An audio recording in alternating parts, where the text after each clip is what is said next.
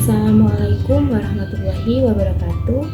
Di sini saya akan menyampaikan contoh analisis pendekatan struktural dalam sebuah puisi dapat dilihat melalui analisis yang dilakukan oleh Aziza Aulia Azhara yang berjudul Analisis Pendekatan Struktural pada Puisi Sendiri karya Abdul Hadi Wijimutari dalam Jurnal Pendidikan Sosial Humaniora Volume 1 Nomor 3 September 2022.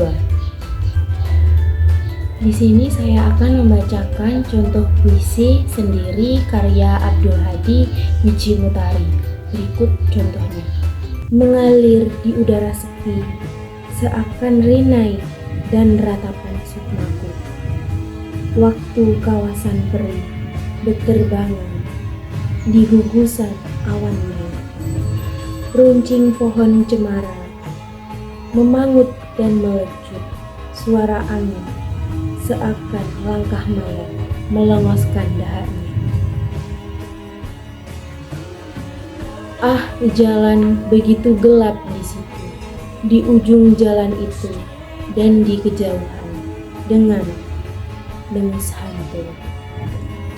Dan kini antara bauran kekacauan pikiran dan kebosanan dan kegelisahan, kujotoskan tanganku dan kutindas kata-kata keyakinanku.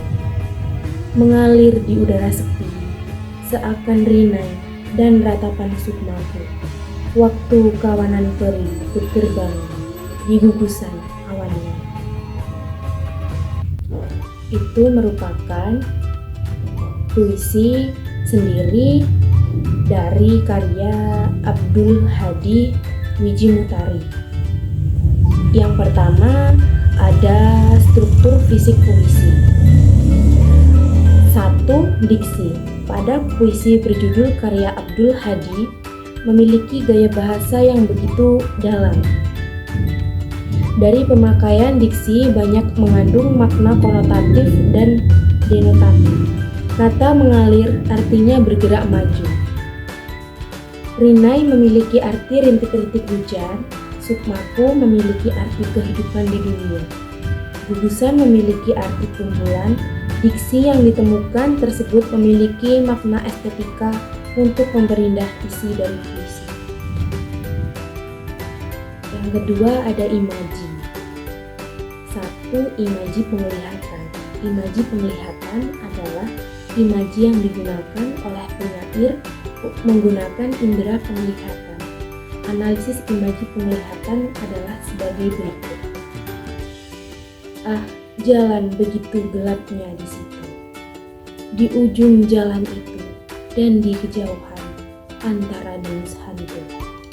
Dari kutipan larik puisi tersebut terdapat imaji penglihatan seperti pada larik jalan begitu gelapnya di sini. Merupakan suatu penggambaran yang dilakukan oleh penyair untuk mengajak pembaca seakan-akan melihat dan merasakan gelapnya ujung jalan dalam puisi. Yang kedua ada imaji pendengaran. Imaji pendengaran adalah imaji yang digunakan oleh penyair menggunakan indera pendengaran. Analisis imaji pendengaran sebagai berikut. Runcing pohon cemara memangut dan melecut. Suara angin seakan langkah mayat melengoskan dahatnya ke bumi. Dari kutipan larik puisi tersebut terdapat imaji pendengaran seperti pada larik memangut dan melecut. Memangut memiliki arti mematuk. Suara burung mematuk di atas pohon. Melecut memiliki arti mencambuk. Yang terakhir ada imaji perabaan.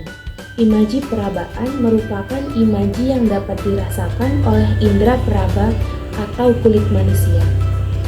Analisis imaji perabaan sebagai berikut. Kujotoskan tanganku. Dari kutipan larik puisi tersebut terdapat imaji perabaan. Dari kutipan tersebut menjelaskan bahwa aku dalam puisi tersebut sedang meninju. Maka dari itu kutipan termasuk kepada indera perabaan karena kulit menyentuh dan menunjuk. Yang ketiga, ada gaya bahasa atau majas. 1. Majas perbandingan. Majas perbandingan merupakan majas yang digunakan untuk membandingkan suatu objek dengan objek lainnya. Analisis gaya bahasa perbandingan sebagai berikut. Yang pertama, ada hiperbola. Majas hiperbola adalah penggunaan majas yang memberikan kesan berlebihan. Analisis majas hiperbola sebagai berikut. Seakan langkah mayat, melengoskan dahaknya ke bumi.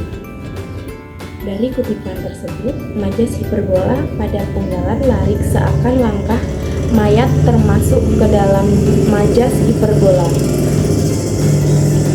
karena memiliki kesan yang berlebihan dalam menyampaikan pesan yang begitu tidak sesuai dengan pola kalimat yang diharuskan. Yang kedua, menggunakan majas eufemisme. Majas eufemisme merupakan majas yang digunakan untuk menggantikan kata yang kurang etis dengan kata yang lebih halus. Analisis majas eufemisme sebagai berikut. Pada kutipan kujotoskan tangan. Dari kutipan tersebut terdapat majas eufemisme karena terdapat kata yang lebih halus seperti kata kujotoskan. Bisa diganti menunjuk tanganku agar lebih halus. Yang keempat, ada rima dan irama. Ah, jalan begitu gelapnya di situ, di ujung jalan itu, dan di kejauhan antara dengus hantu. Dari kutipan tersebut terdapat rima yang memiliki kesamaan pada penggunaan sajak AA dan B. Maka dari itu kutipan larik tersebut termasuk ke dalam rima akhir. Yang kelima, ada rima. Mengalir di udara sepi, ratapan sukmaku, waktu kawanan peri, berterbangan di gugusan awan biru. Mengalir di udara sepi seakan rima, dan ratapan sukmaku, waktu kawanan peri, berterbangan di gugusan awan biru. Untuk menciptakan efek bunyi dan penekanan, penyair mengulang kata-kata ini di akhir puisi, sehingga membentuk orkestrasi ritma yang indah. Yang terakhir ada tipografi. Tipografi merupakan aspek visual dengan mengetahui tata hubungan dan tata baris dalam sebuah puisi. Analisis tipografi puisi sendiri karya Abdul Hadi Wijimuhtari adalah sebagai berikut. 1. Tidak semua menggunakan huruf kapital pada setiap awal larik. Ah, jalan yang begitu gelapnya di situ, di ujung jalan itu, dan di kejauhan antara dengus hantu. Dari kutipan tersebut menjelaskan bahwa setiap awal larik tidak semuanya menggunakan huruf kapital dan nada pula yang menggunakan huruf kecil. Yang kedua, tidak semua larik menggunakan tanda baca. Dan kini, antara bauran kekacauan pikiran dan kebosanan dan kegelisahan, kujotoskan tanganku dan kutindas kata-kata keyakinanku. Dari kutipan tersebut menjelaskan bahwa tidak semua larik menggunakan tanda baca. Yang kedua adalah struktur batin puisi. Struktur batin puisi sendiri karya Abdul Hadi Wijimuhtari adalah sebagai berikut. Yang pertama ada rasa. Analisis rasa puisi sendiri karya Abdul Hadi Wijimuhtari. Rasa yang dituangkan penyair mengisyaratkan kekesalan, kesepian, kekacauan, kegelisahan, dan kesedihan. Yang kedua ada nada. Nada adalah sikap penyair dalam menyampaikan puisi terhadap pembaca. Pada puisi sendiri, sikap penyair terhadap pembaca adalah menggebu-gebu, karena dia mengungkapkan betapa sedihnya dia, seperti pada bait ketiga yang berbunyi, "Dan kutindas kata-kata keyakinanku." Yang ketiga ada tema. Tema merupakan gagasan pokok yang dikemukakan oleh penyair. Pada puisi sendiri, penyair menggunakan tema kesepian.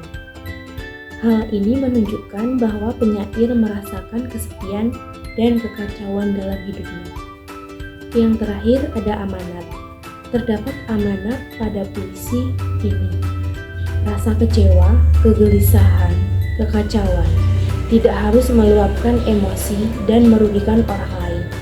Kita bisa menyendiri untuk menenangkan pikiran dan meredakan emosi tersebut sehingga kedepannya kita akan berpikir pada hal-hal yang lebih positif. Itulah contoh analisis pendekatan struktural yang bisa saya sampaikan. Jika ada kesalahan kata dan kekurangan, saya mohon maaf. Saya akhiri. Wassalamualaikum warahmatullahi wabarakatuh.